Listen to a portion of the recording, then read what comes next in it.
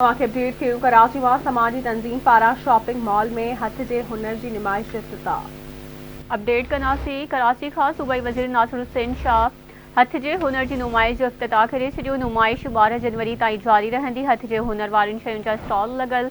सिंध के मुख्तलिफ़ ज़िलनि मां आयल हुनरमंद औरतुनि जा स्टॉल भी शॉपिंग मॉल में लगल।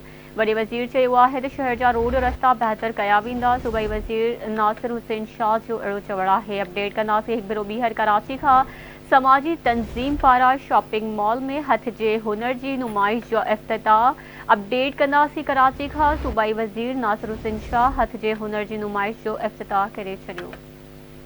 नुमाइश 12 जनवरी ताईं जारी रहंदी। हथ जे हुनर वाली शयुनि जा स्टॉल लगल। सिंध के मुख्तलिफ़ ज़िलनि मां आयल हुनरमंद औरतुनि जा स्टॉल भी शॉपिंग मॉल में लगल। वॾे वज़ीर चयो आहे त शहर जा रोड रस्ता बेहतर कया वेंदा। सूबाई वज़ीर नासिर हुसैन शाह जो इहो चवणु आहे। ख़बर मां शेयर कयूं पिया कराची में समाजी तंजीम पारा शॉपिंग मॉल में हथ जी हुनर की नुमाइश जो इफ्तिताह।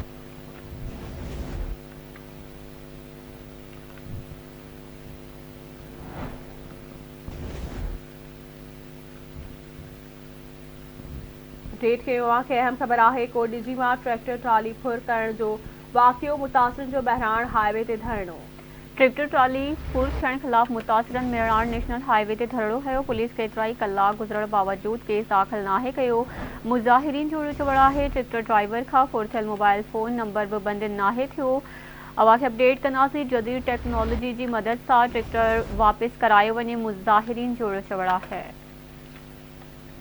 अपडेट कंदासीं कोडिजी खां ट्रैक्टर ट्राली फुर करण जो वाक़ियो। मुतासिरनि जो मेहरान हाईवे ते धरणो। ट्रैक्टर ट्राली फुर थियण ख़िलाफ़ मुतासिरनि मेहरान नेशनल हाईवे ते धरणो कयो।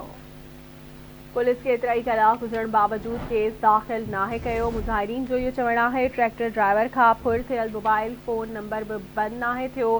जदीद टेक्नोलॉजी की मदद से ट्रैक्टर वापस करायो वञे। मुज़ाहिरीन जो इहो चवणु आहे।